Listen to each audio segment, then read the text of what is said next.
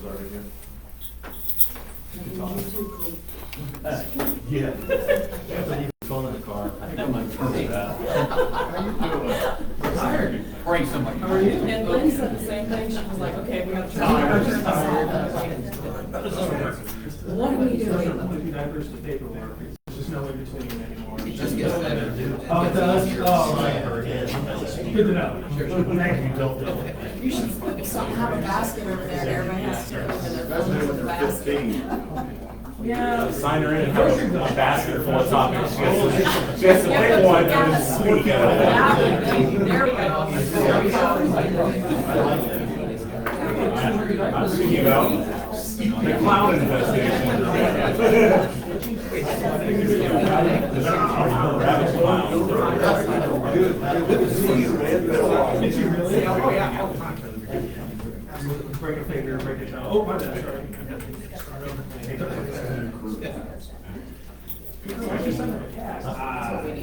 We're trying to keep it right here.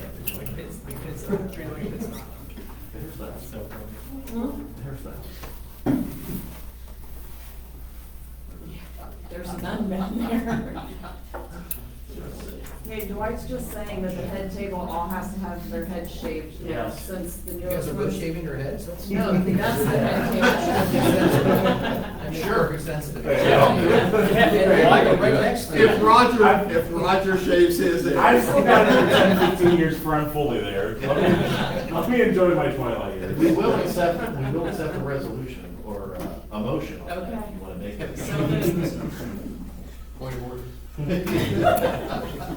Okay, we're at 6 o'clock, everybody. Welcome to Urbana City Council regular session meeting for October 7th, 2025. The meeting will come to order. Roll call, please. Ms. Jumper. Present. Mr. Scott. Here. Mr. Davis. Here. Ms. Truelove. Here. Mr. Thackeray. Here. Mrs. Collier. Mrs. Dean.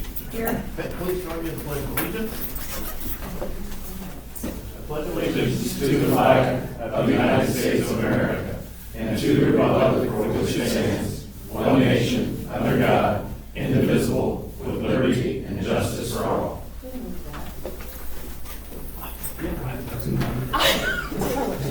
I went straight to the corner, and I was like, wait a minute. Okay, council, first item on the agenda is the approval of minutes from September 16th, 2025. Do we have a motion? I move that we accept the minutes. Do we have a second? Second. Okay. Any questions, comments, corrections? If not, all those in favor of accepting the minutes from September 16th signify by saying aye. Aye. Any opposed? Okay, thank you. Make sure you read the Urbana Shade Tree Commission minutes, which is our sole communications for this evening. I am going to exert a little bit of executive privilege. We're going to change the agenda a little bit this evening. Mr. Mayor would like to make a proclamation this evening.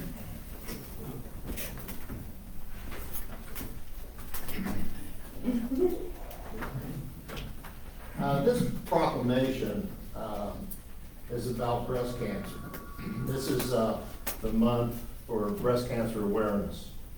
I'm sure some of you, or probably most of you, know somebody that's had breast cancer or you've been touched with breast cancer. This Thursday is the local breast cancer awareness dinner, and I've been attending that dinner and giving a proclamation for breast cancer awareness since I became mayor. So anyway, I wanted to read this proclamation for the citizens and for council, and I'll then again read it on Thursday at the dinner. Whereas it is more than a pink ribbon, more than a month of recognition, it is a reminder that over 2 million men and women worldwide will be diagnosed with some form of breast cancer each and every year. Whereas we in Champaign and Madison County are blessed to have scores of dedicated professionals, volunteers, and benevolent partners supporting Breast Friends Forever, a local mission dedicated to educate, empower, encourage, and embrace those in need. And whereas their variety of individual and group sessions are tailored to fit each stage of coping, understanding, and healing. And whereas we encourage everyone to engage in frequent self-exams, screenings, and annual visits to your physician. Knowledge is power, and together we can help reduce the risk of this disease. Now therefore, I, Bill Bean, Mayor of the City of Urbana, Ohio, do hereby support the ongoing efforts in proclaiming the month of October 2025 as Breast Cancer Awareness Month. Thank you. Thank you, Mr. Mayor. Thank you. We also are deviating from our agenda this evening. We have a special speaker with us. Mr. Tim Cassidy, as most of you know, is one of our county commissioners.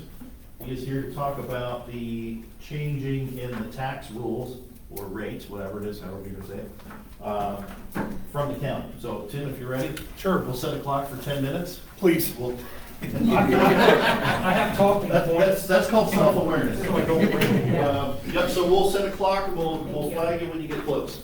thank you. First of all, I want to thank everyone here for the warm welcome. I feel at home here. I've never been here much, but all of you make me feel that way, so I appreciate it. And it's probably kind of odd for someone from the commission office to come and speak to you, but I feel passionate about what I'm getting ready to share with you, and I think we have an opportunity to do something meaningful for our taxpayers, and I think that's what we all want to represent the best way we can.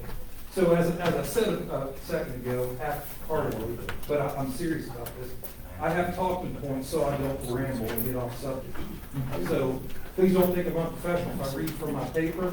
It's just that I don't want to waste your time, and I appreciate the council getting me in, and Spencer and President Paul getting me in at this quick of a notice after I contacted them. So I'm going to go ahead and get started. 2025 property tax reappraisal. As some of you are aware, 2025 is a reappraisal year here in our county, as well as several other counties across the state. Not all counties, it's done in cycles and the counties are divided up. What does this mean? It means that the county auditor's office is required to have every parcel in the respective county reappraised by an outside appraisal firm. This is required by the Ohio Revised Code to be completed every 6 years. And some of you may already know this, and I don't want to bore you with it, but I just want to share it because some people aren't aware. You may have heard people say, I know I've heard it as a commissioner, people say, well, my property taxes just went up in 2022, and now it is 3 years later, and they're being reconsidered for going up again. Well, the fact of the matter is that along with that 6-year reappraisal, there's also a 3-year market study or market analysis, and then your property taxes are adjusted relative to what the results of that review is. What are the implications of the 2025 reappraisal to my tax bill that I'll receive in late January, early February 2026 next year?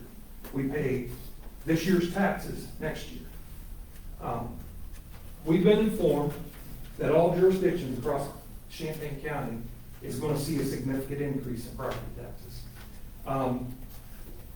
This will result in large unvoted, and I want to say that again, unvoted increases to the taxpayers that we all represent. I've provided in your packets a map of the county which details the increases. The second page of the information I gave you is an Excel spreadsheet that was provided to me by the county auditor. We've been working on this commission for a little while. This second sheet lists every jurisdiction in the county that receives inside millage. It also lists the total each entity received this year for last year's taxes and inside millage. And it also shows what each entity is projected to receive next year.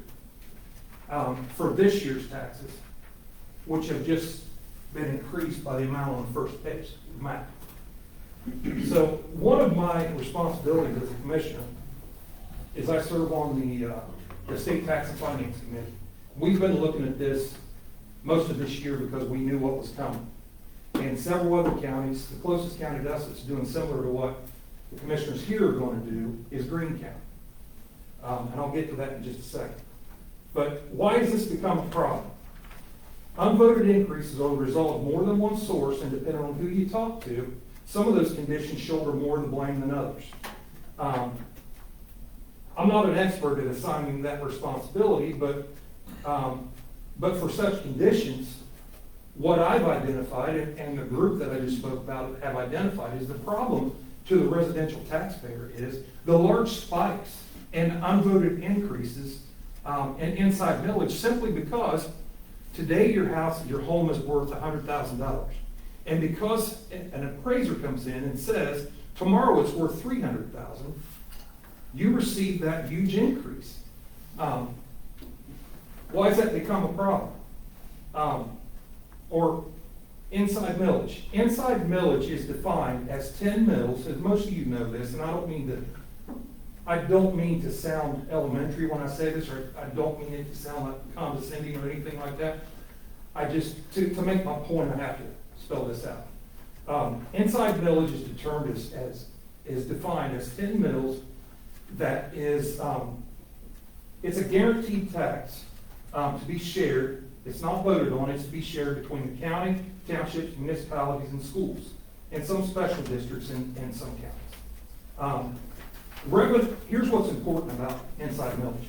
Revenue in these mills is when the appraisal goes up, it's a 1-to-1 ratio, the increase. So that's what's happening in our county. And that's what people are going to see on February 26th, or February of 26th, when they get their tax bills, and there's going to be a lot of shock.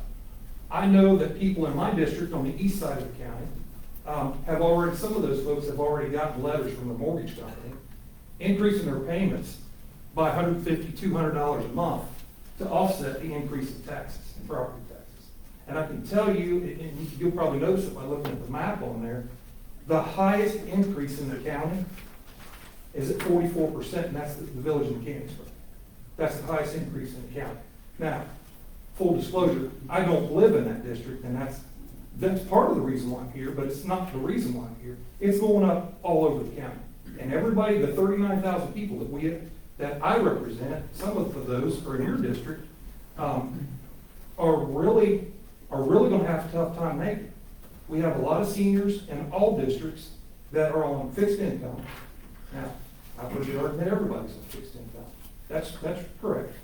I'm not arguing that point, but what I'm saying is, if a person's retired and their only income is Social Security, they own their place and it's been paid for years, which most older folks, a lot of older folks do. All of a sudden, their property taxes and insurance is $300 a month. Well, they're only getting $1,000 a month. They're going to be deciding whether they can buy medicine or they got to pay their taxes. So with all that being said, what needs to be done? I don't know how many of you follow the state legislature. And in this county, we're predominantly from one party. It's not a party issue, in my opinion.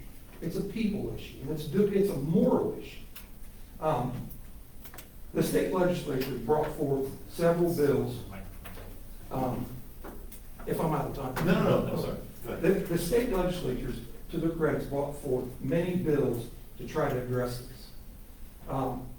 And the governor, nope, I'm not faulting the governor for this, but he vetoed most of those bills, I think all of them but one, in the biennial budget. When the legislature came back in the fall, they overrode at least one of his vetoes, and then in the last couple of days, they've overrode a second one. The problem is, what they're doing and the time frame we're in, one of the things that the committee that I'm on has recommended to the legislature is to cap inside millage at 3%. so there can be no growth like we've seen the last appraisal, the last market study, and now this one. Cap that at 3%. Do not allow any entity that receives inside millage that's listed here in the left column to receive more than 3%. That's an inflationary measure, and the large windfall that's going to be received by all of these entities is unexpected income. It's a windfall for each of our jurisdictions at a time when the people we're taking the money from need it worse than we do. I'm not here to tell anybody their financial situation. That's not the commission's role, and I think we have a good enough relationship with everybody that we would never do that. No, we don't have the authority to do that, and then being good neighbors, we wouldn't attempt to do that anyways. The reason why I'm here tonight is to make you aware of what the commission's going to do to try to help with this, and to encourage you, if you can, to consult with our county auditor, Mrs. Bailey, consult with your fiscal folks, consult with your legal representative, and if you can join us, we would very much appreciate you doing that. Because at the end of the day, if the county is the only one that takes action, I'm going to be honest with you, what the average taxpayer will feel as a result of maybe a cup of coffee a week for the next year. The only way we're going to have an effect is for all of us to band together and say, we're giving this money back to the taxpayers where it belongs. Now, that's an outrageous gesture. I understand that. And I think any government entity can make the argument that we have things coming down the road that we're going to need an increase. We need these resources. I get that. I do. And I'm not discounting that at all. The only thing I'm saying is, at this point in time, I think that the people we all represent are hurting. And I think that's going to get worse after the first of the year. And I think if we as leaders have an opportunity to help with that, and we don't take that opportunity, you're not leading. If you turn your back on that, I don't think you're leading. Now, to detail what the county's going to do, we haven't voted on this yet, but we're committed to doing this. The commission is going to drop our millage to cancel out 97% of the increase. We're going to take a 3% increase for an inflationary measure, 97% of the increase, which the increase to our general fund would be $962,523.64. All of this information is right here on the second spreadsheet. And I also want to put a little disclaimer out there that these are estimates from the auditor's office. They're not going to be exactly to the penny, because there's other factors that will play into this. But in order to make this happen, it's my goal to visit every jurisdiction in the left-hand column, and you guys are about number 4 that I've been to. And again, you're not a bad guy if you don't do this. That's not our purpose at all. The only purpose for me being here is to say, if you guys can afford to join us, then we would be glad to have you join us in the interest of the 39,000 people all across our county. So, I thank you for your time, and I'll answer any question that anybody has or attempt to. Yeah, I think that's great. If you guys want to ask some questions, I think we have some time to do that. I just wanted to say that I appreciate you coming and explaining that to us. And it's going to help a lot of us out. And how would we get involved? You say we could join with you. What's the mechanism there? The third page is a resolution. And Yeah. As I said earlier, I got the criteria from Karen, and Jane has looked over this, our legal. But again, please don't take my word for it. I'm just a messenger that's trying to get the message out. By all means, consult with your fiscal people, because as I said earlier, you may not be able to do that, and I certainly understand that. But consult with your fiscal people, consult with your legal director, and then decide. And if you decide you want to do something, then I I would, put in motion the third document here and the resolution. And then what you do, if you pass this resolution, you turn it into Karen Bailey at the auditor's office, and then the budget commission would then honor your request and drop your millage to reflect whatever percentage you want to do. If, you know, some entities may not be able to do 97%. I just think it's a good gesture. And the other question I got last night a lot, and I'll go ahead and answer this, because it'll probably come up in your minds, is what do we do next year? It's our anticipation that the legislature will have law in effect before next year that will address this issue. But this is a temporary one-year thing. And if we do nothing next year and no law changes, the taxes on here go into effect unless we take action next year to do the same thing. Now, the other concern that I've heard a lot is if you ask the Budget Commission to drop that millage, can someone else claim that millage in the next budget? And what I've been assured of is that two things. The resolution states temporary. That's a key factor. And the second key factor is I've been assured by the Budget Commission, which is at this point, is our county auditor, our county treasurer, and our county prosecutor, that no taxing entity on the left here will be approved to take someone else's millage that they voluntarily foregone to relieve the taxpayer. So, One little quick question. yes, sir. Just because we're all together here. Yeah. What's the ability to challenge the value? I've got a $200,000 house, they come in and say, yeah, it's worth 400. That's a good Wait a question. minute, you know, That's a good question.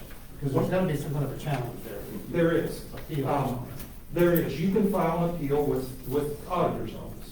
And there's a window for that appeal, and I don't know right off when, it's the end of March or maybe the end of April at some time. Anyhow, I'm on my 5th year as a commissioner. When I first started there, I had maybe Karen and Robin said, you probably won't get to serve on the Board of Revision because that's pretty technical, and both your other commissioners, one's been there 28 years, the other one's been there 24. The more senior guys are going to take that. So when I started the commission, I tell the other two guys, I said, you know, I asked for this job. Nobody made me take this job. So I don't care how technical it is. You tell me what you want me to serve on, and I'll do my best to learn it and serve. So Bob Corbett, many of you know, said, congratulations, you're the new member of the Board of Revision. And I was shocked. But it was a good thing because it was a learning process. So to answer your question, the process is, I served on that for my first 3 years as commissioner. And then the commission decided as a group to rotate that with the presidency. So whoever the chairman is this year, it happens to be Mr. Vitale. Next year it'll be me. So the process for that is you file an appeal with Mrs. Baker, the auditor. And then the three of us review your appeal in a hearing setting, much like a court hearing or something. And there's some parameters that we use religiously, whether it helps us or hurts us. We don't go after it. We don't go at it as though, well, this is going to cost the county money or this is going to make the county money. In order to be fair, you have to be consistent with the way you prioritize things. So if I was advising someone that thought their appraisal was out of whack, I would tell them they can, first of all, you can have an appraisal done, your own appraisal. And if it's a legitimate appraisal, we're going to honor that appraisal. As long as it's not something where the county has it appraised at $1 million and you get somebody from Kentucky to come up and say it's only worth $100,000, we're going to honor that if it's a legitimate appraisal. The second thing is a recent sale, the most recent sale. You know, if we have something valued, there's been a couple that's happened this way. We had, and I won't say, out of respect, I won't say the place, but there was a commercial place here in the county in the city of Urbana that, we had valued it, I think it was around $3 million. I'm not gonna get this exactly right, but you're gonna get the point. We had it valued at $3 million, the county valuation. It sold for $11 million. Well, one of the schools had an attorney that reviewed those things for them. And they caught that right away and filed an appeal with the Board of Revision. We reviewed it, and fair is fair. That's the criteria we used. We had to raise it. So that's kind of the criteria we use. You can have a recent sale, legitimate sale. Now, you can't transfer it to your son for $10 and say that's the new value. But that's kind of what we do. An appraisal, a recent sale, and we can still deny it, but then you have an opportunity to appeal to the State Department. And there is a time frame. It has to be done by, I don't know the deadline date. I don't know the deadline date for sure, but I'll get that for you back and, I think it'd be a nice thing. let me know. Sure. Hey, Tim, what's a timetable you're looking for? She would like to have the resolution back by mid-October. She has to certify November 21st. I said October, meant November. Ideally, she'd like to have it back by November 1st. Okay. I asked her that this afternoon, because she has to certify November 21st. Like you said, we're gonna have to, our law office gonna have Sure. to look at it and go over it. Sure. And look, I'm not here to tell you that I have all the answers. All I'm here to ask you to do is to look into it and see if there's something you can do. And we would welcome you to partner with us on this as we do everything else. I feel like the city and the counties, I always heard before I became a commissioner that there was strife, and I don't feel that. I think we partner on a lot of things. The last thing I want to mention, and I know you're getting ready to run me out of here, but appreciate it. The last thing. That 10 minutes went a long way. The last thing I want to mention is I want to let the city know, and I've been a part of this group for a long time, when I was a township trustee over in Goshen, for 20 years. I was always the township rep on LUC, when I'm the county rep on LUC, and this year I have to be chairman of LUC. I want to let the city know that I appreciate you being members of LUC. I know Spencer was a board member there. I think for the dollars that it cost us, if we each had to hire a planner to do what they do for us, it would become cost prohibitive very quickly. My hope would be that Doug would second that. I think we get a lot of value there, and I don't get paid to say that. I know from a township perspective, there's times when, our townships are more rural, and there's times when they feel like nobody else has their problem. And I think the fact that we can work with 2 other counties, we can see what happens in their counties that don't do it right, and kind of learn from that. So I appreciate everyone here listening to me tonight, and good luck to council, and anything the commission can do. Right down the road here, we meet on Tuesdays and Thursdays, but anybody that wants to come down or call me, I'll be glad to sit down with any of you. So thanks for what You're welcome to stay. Yeah, I actually have another meeting to go to. I can do that. So, Thanks, Tim. thank you, everyone. Thanks, Tim. Appreciate it. Well, thanks for letting me know. A little bit, that's okay, it was good information. Okay, we're back to the regular agenda now. Next item, Board of Control, which we don't have any of. We're now on to citizens' comments. We have one citizen signed in to address council. Mr. Cordell, Yes. come on up, if you would. Yep. We're gonna set a clock for 5 minutes. It's your chance to Well, I got address 2 your... things. What's that? I got 2. That's okay, Two just in case you get signed up. going, just in case you It's get going. done. So here are kind of the rules, before you get started. We're gonna set a clock for 5 minutes, just in case you need it. It's your chance to address council with whatever concerns that you have. You're not gonna have a back and forth. Now, if you ask them questions, they do potentially have an opportunity to answer if they want to during miscellaneous business at the end of the meeting, if you wanna stay. Totally up to you. So when you're ready, are you ready? Yep. All right. All right. Number one thing is, down on Broadway, the engineer walked in, basically put no parking signs on both sides of that street. You basically got it to where the people can't even have visitors back here now. You got them blocked off and everything, because they did not set the sidewalk right on one property. If they would've moved it over, would have had no issues with it. That's one of the issues, and we would like another way out of there, because everybody says, oh, well, when they get done with High Street, this is gonna take a lot off of Main Street. No, it did not. It's worse. We've sat and watched it and everything else. Anybody in here wants to come right there and sit on my front porch and watch it, you can see the whole shed. I mean, it's not easy, or not hard to figure out. That's the one thing with the parking sign back here. The second one is the electric bikes. Amy was sitting right out here, she seen it, she said something to them. They went straight up here, and I said, she said, they better not go down the sidewalk. And I said, there they go, right down the sidewalk. She said, well, I'm going to go in here and tell the police about it. I said, all right. But I have the same issue on the south end of town. This guy is in his 30s. That bike runs over 30 miles an hour. He zips across Broadway, does not look. That's a very bad issue because that's a bus stop area right there.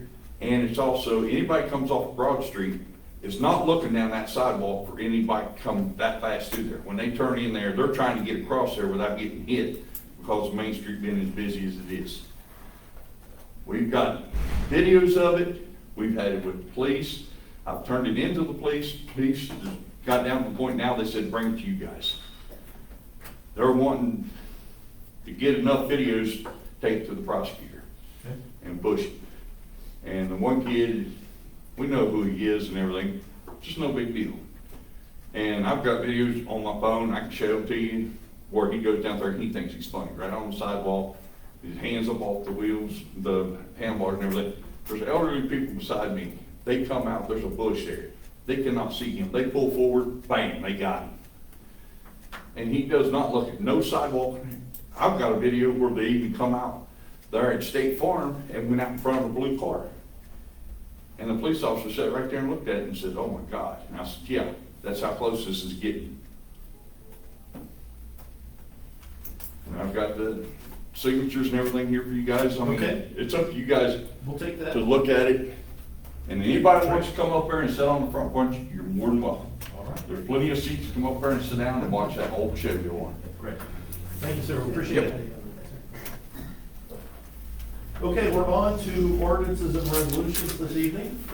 We have one third reading. Ordinance 4628-25, an ordinance to establish the City of Urbana opioid settlement relief grant program and declaring an emergency.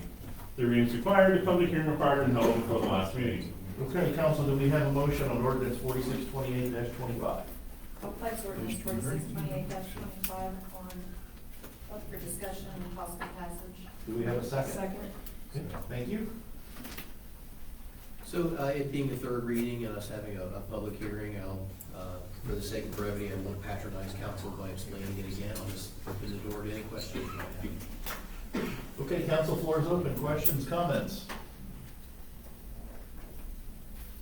I think we covered it good at the public hearing. Okay. Anyone else? We're good. Questions, comments? Okay. There again, let's roll call on the passage of ordinance 4628-25. Mr. Scott? Yes. Mr. Davis? Yes. Mr. Love? Yes. Mr. Thackeray? Yes. Mrs. Collier? Yes. Mrs. Bean? Yes. Ms. Jumper? Yes. Okay, thank you, council. Ordinance 4628-25 has passed unanimously. We have no second readings this evening. We do have a couple of new business readings. If you would do the first one, please. First reading for ordinance 4631-25. An ordinance establishing and describing the boundaries of community reinvestment area number 2 of the City of Urbana and authorizing and approving related matters. 3 readings required. Public hearing required and will be held before next council meeting on October 21st. Okay, thank you. Do we have a motion, council, on ordinance number 4631-25? I'll place ordinance 4631-25 on the floor for discussion. Do we have a second? I'll second. Okay, thank you. Doug? All right, so kind of some background here. We have an existing community reinvestment area in the city. It's community reinvestment area number 1. If you go back to 2010 and 2011, that's when that was originally established, at least as it exists today. There were some prior CRAs in place. There's actually still an old legacy one in place that kind of covers the central part of the city around the downtown. It's still on the books today. But we did, when we made some updates to the existing CRA number 1 back in 2022, we also repealed some older CRAs that overlapped with this CRA number 1. So, for example, there was one up along North Main that was repealed at that time.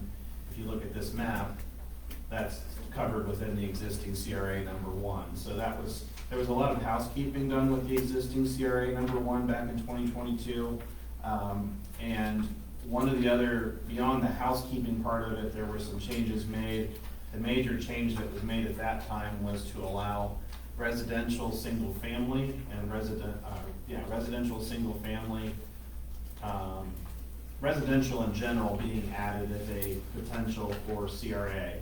The thinking at the time was that would help to incentivize residential projects downtown or infill projects where you have an existing lot and an existing build-out neighborhood, maybe you're trying to put a house back.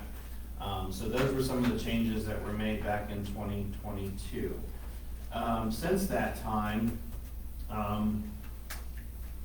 going back a couple years with the development of the potential Dugan Place project, one of the things that came up in that dialogue or discussion about that development and has been ongoing is there's never been a CRA proposed for Dugan Place that would be specifically for single family, so not the patio homes, not the single family, not the townhomes, but the apartment site has always been under consideration for potential CRA to incentivize a multifamily complex that we do not have today, market rate complex.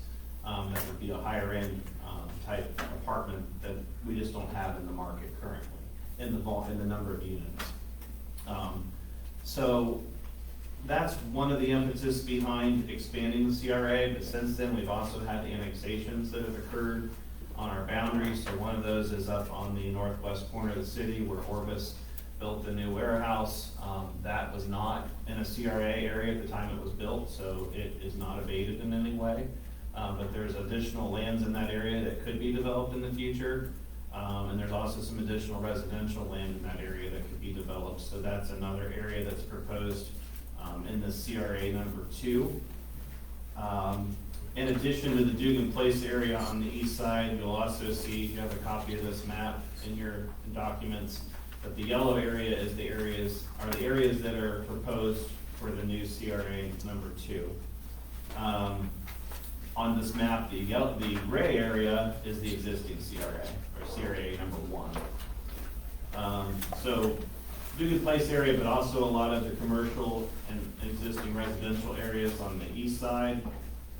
The annexation on the south end of town, what we just talked about up there where the new Orbis warehouse is on the northwest corner. And then we had an annexation probably a decade ago out along Muzzy Road in that area with the gravel pit and some of those other areas. So those are and there's also an area along Dugan Ditch up off of Dellinger where the proposed map would kind of square that area off based on what's currently in the city limits and what's currently under the CRA, existing CRA. So we'll get into this in more detail, but essentially that's the map or the expansion as proposed with CRA number 2. All right, so then moving forward from there. So part of what occurs when you make changes to your CRA is back in 2010 there was already a housing survey completed that validated the original CRA area number 1. As part of the effort for this CRA number 2, there was a housing study completed by a third-party consultant. That has just been completed. That's what you have in your packet. They look at different data sets and metrics to determine, essentially, validate the expansion of the CRA. So you have that in here as well. So part of what you have is you're revalidating the original survey, but also validating the new survey. I'm going to walk through the ordinance. So I've covered pretty much section 1 and section 2. Section 3, there's a housing officer designated under CRA legislation. So at the present time, that is to the Director of Administration to designate the housing officer. I'm currently the designated housing officer for CRA area number 1, which is why in the spring I bring you the report from the Tax Incentive Review Council, as I serve in that role. So then under section 4, this CRA area number 2, as proposed, would include remodeling of existing commercial and industrial facilities, and then also new construction for commercial and industrial facilities. You'll also see item C, the Ohio Revised Code was updated a few years ago for potential mega projects. Mega projects have their own separate legislation that allows potentially a longer term for a CRA, but there are certain metrics that have to be met for a project to be considered a mega project. You'll also note in that section 4 towards the bottom, it also says if you have multifamily residential, that those are considered, for purposes of CRA number 2, a commercial structure. So in the example I gave of the multifamily complex for Dugan Place, it would be eligible as a commercial property under the CRA area number 2. I'll get into agreements being required for individual projects here in a minute. So that's section 5. So anytime that a project would come forward under the CRA area 2 as proposed, of course there'd be negotiations that would be held on the front end of any project, and then ultimately there'd be an agreement that would come forward for approval of council. Depending on what the parameters of the actual agreement are, as you know, the school has a say in those agreements, depending on the metrics that are what's being asked for. So some projects have thresholds that do not require school board approval, but other projects do, depending on the number of years and the percentage and the ask, essentially. So agreements would still be required, and the school would have participation in those agreements. And it's not just Urbana City Schools, it's also Ohio High Point Career Center. They're also involved. There's language in here about prompt payment of taxes that are paid, keeping the property in good repair, reporting to the Tax Incentive Review Council, and having the annual monitoring process. The Housing Council is a separate entity from the Tax Incentive Review Council, monitoring the condition of the property and that the taxes are being paid. And the other part of it, just because the property is abated in some way, there's generally still property taxes being paid, because CRA does not apply to the difference in land value or the increase in land value. It applies to the approved value of a property. So you may have a property that was a cornfield before that was paying our agricultural value. Now the land is going to pay commercial value, so you're getting in a tax, more taxes being paid on that. And then depending on the percentage of the abatement for the improvements, there may be a portion that's being paid that otherwise would not have been paid if the property had not been developed. Upon passage of CRA area number 2 with council, we have publication requirements, and we will have a public hearing on the second reading. We're not required to have a public hearing, but we're having one for sake of transparency on this ordinance. I have already informed both school districts, both Ohio High Point Career Center and Urbana City Schools, of the proposed legislation. Thank you, Doug. All right, council, floor is open. Questions, comments? Anything you need to, a lot to digest. You said Orbis wasn't, didn't have an opportunity to do this. Can we go back and give them the opportunity? No. Based on that? So their project was on a very quick timeline, and if you remember, they were annexing and starting construction like within a few weeks upon annexation being completed and permits being issued. Based on their timeline, I wasn't in some of the negotiations specific to incentives, but I think basically based on their timeline, it just didn't work out for that project. Okay, But to your question, but if now if they build a new warehouse, they can take or if there was another facility built out there, or the existing facility was expanded, there was a potential second phase for that project, so that the project potentially could be considered for CRA. But yeah, that just giving that as an example. At the time, we couldn't go through all this process and keep them on the track they were on to get that facility built. So it was more critical to have the facility. But it was nice that they could build it without one, without a tax abatement, which we hope happens with everybody. You know, this is just a situation where you have to do something to make the project work. Well, and every project's unique. I mean, part of the negotiation process before an agreement is ever presented is to really get into the pro forma of a deal, like how a deal will work or not work based on the incentive being provided or not being provided. And every project's unique, but I also have the philosophy that if a company's asking for something like this, that there needs to be that transparency at the table when you're negotiating. We had one we tried to negotiate a couple years ago, it was just rather opaque, and we didn't get to a deal, so. So this doesn't automatically give anybody anything. Correct, If there's a negotiation started between the developer and whatever, they know that we'll listen to a request for a tax abatement. Basically, that's what this does. Like, we are open to it. If you need it, we'll discuss it. Once it's designed and agreed upon, then we approve it or not. Correct. It's basically. Yeah, I mean, the deal essentially comes to you as an agreement to be approved, but we've also moved away from, there's been less deals that have gone the full term, not the full percentage. There were several years ago that were 1,500% type deals. We've backed away from those, but again, every project's different and what it may need. We've had some projects downtown, for example, that, it was actually the school districts and the city sitting down trying to figure out how to work the numbers to make the project viable. That project, it reduced towards the end of the project, like as the project became more stable over the length of 15 years of it. So every project's unique. Doug, you said that you are in charge of Area 1. We don't know who's going to be in charge of Area 2. I would anticipate I would be that person, but that's for the director to determine upon passage. And then when something like this happens, if this passes, does it not come back to council and we don't vote on anything again, or you guys get say? What you would vote on is any agreements that are presented in the future for approval, similar to what you've had with CRA area number 1. Okay. And that request would be when the deal is put together. Correct. So we would be in a position to say, bust the deal because we don't like it, as opposed to discouraging them from moving forward without a different deal. If that makes sense? If I was negotiating a deal, I said, yeah, I'd like to have 60%.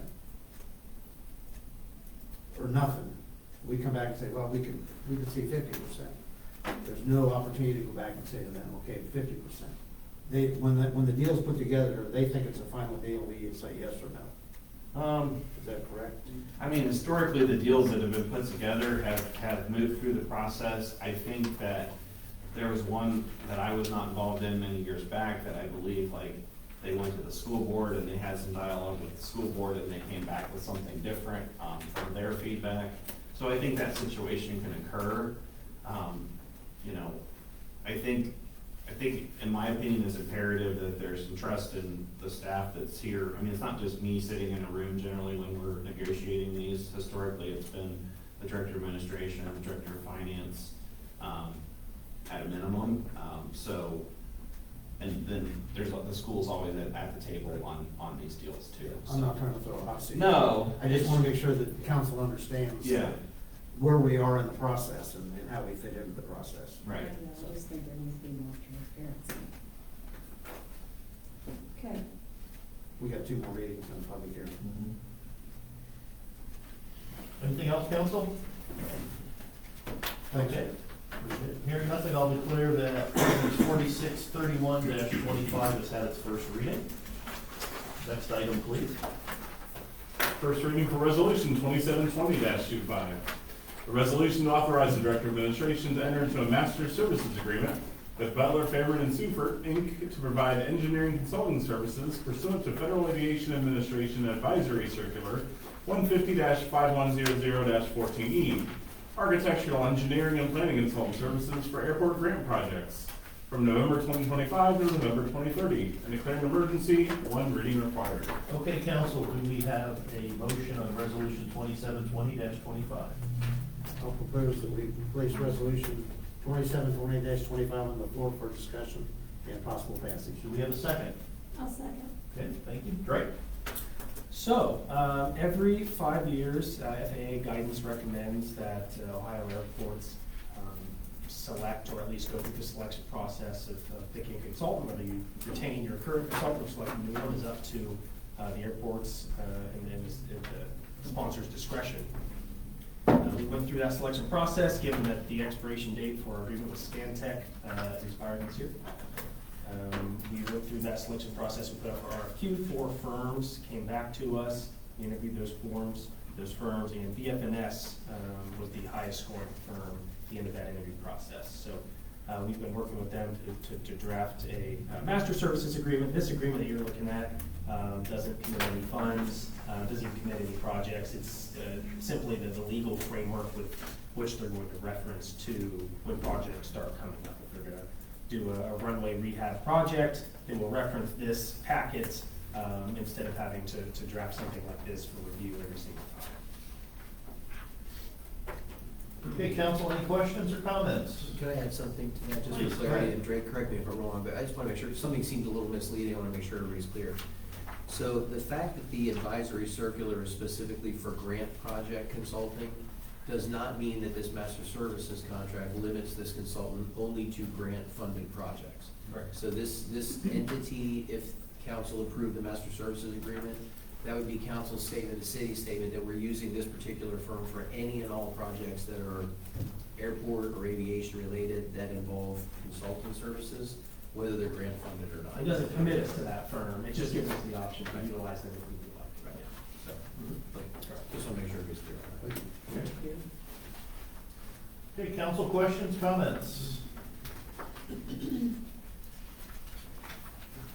Ready to vote? Let's roll call on resolution 2720-25, please. Mr. Davis. Yes. Ms. Truelove. Yes. Mr. Thackeray. Yes. Mrs. Collier. Yes. Mrs. Bean. Yes. Ms. Jumper. Yes. Mr. Scott. Why not? Okay, thank you.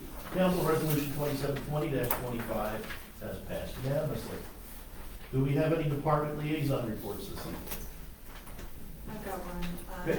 At the last planning commission, the update to the sign code was approved and will be coming to council for our approval. I don't know when that's gonna be, but it was approved.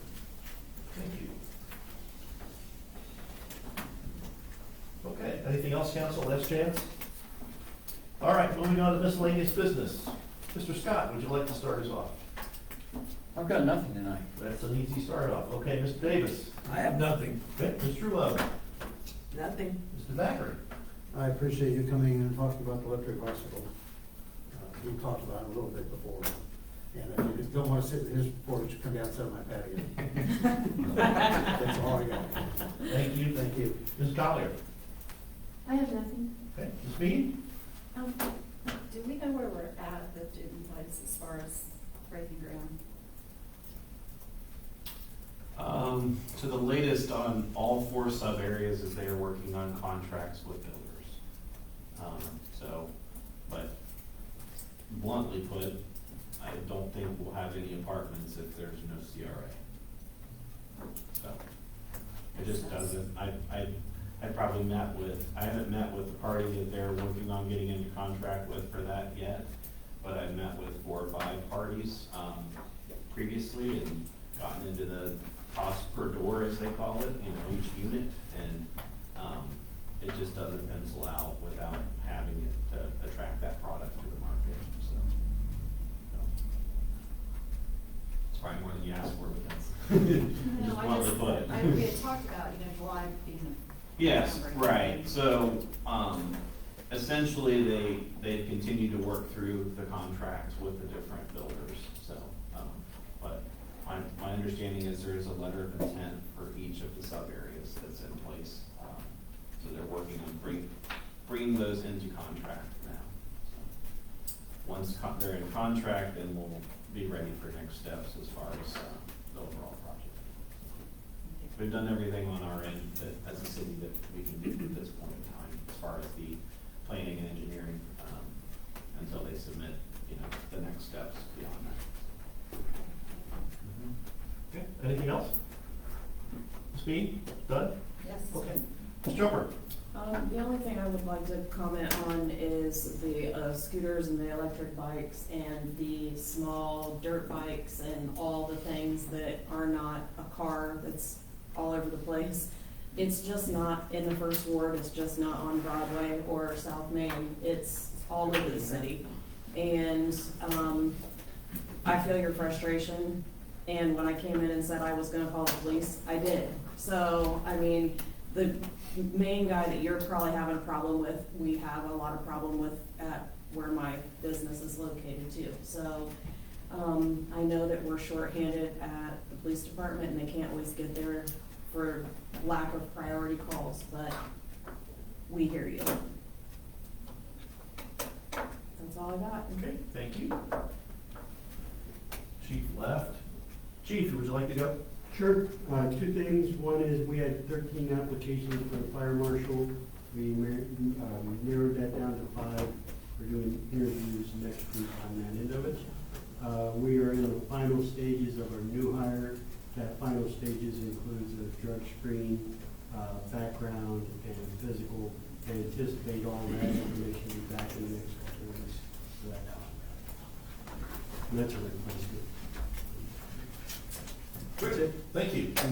Doug, anything further? No, just trying to finish up a lot of construction projects right now as the season wraps up, so a lot of the ones we've had going on with the bike trail crossing, our street paving program, I believe they finished the paving last Saturday, I think, and there's still some manhole adjustments and striping and things like that to do. Same thing on North Main with the ODOT paving up there, so bike trail project should be done towards the end of October, and gearing up for projects for next year already, applying for things and trying to move some things forward. So I will say on the CRA area number 2, I mentioned we'll have a public hearing next time. If you have questions about it in the interim, feel free to reach out. I'm glad to sit down with any of you and go through it in more detail or discuss it, answer your questions. So just offer that up. So. Thank you. Greg, anything further?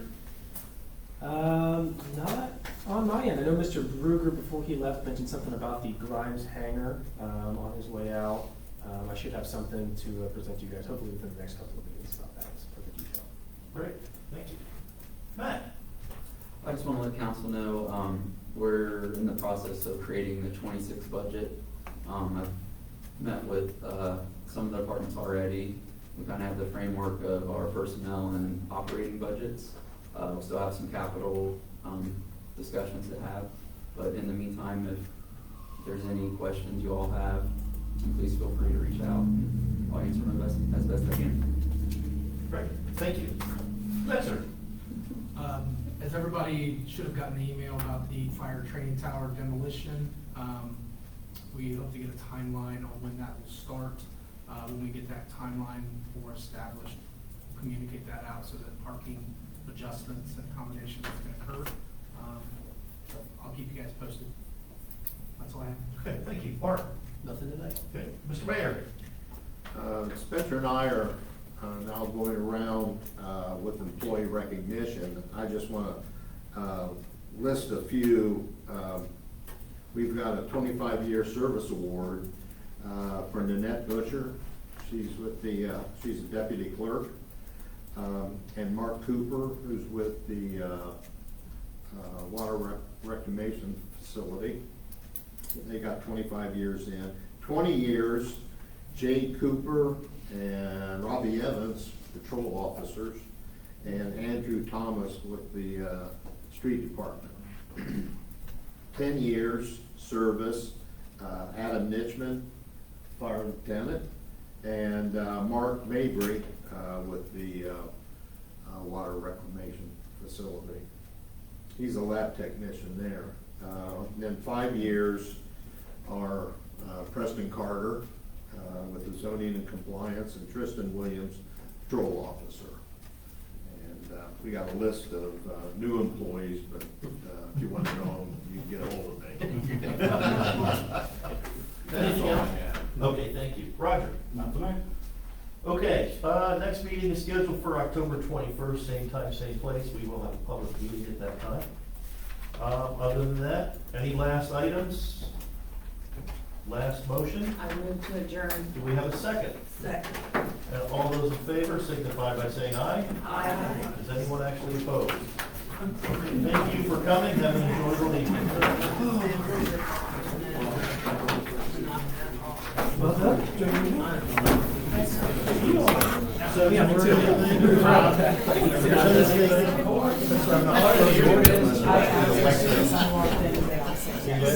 No, I never taken it. Good.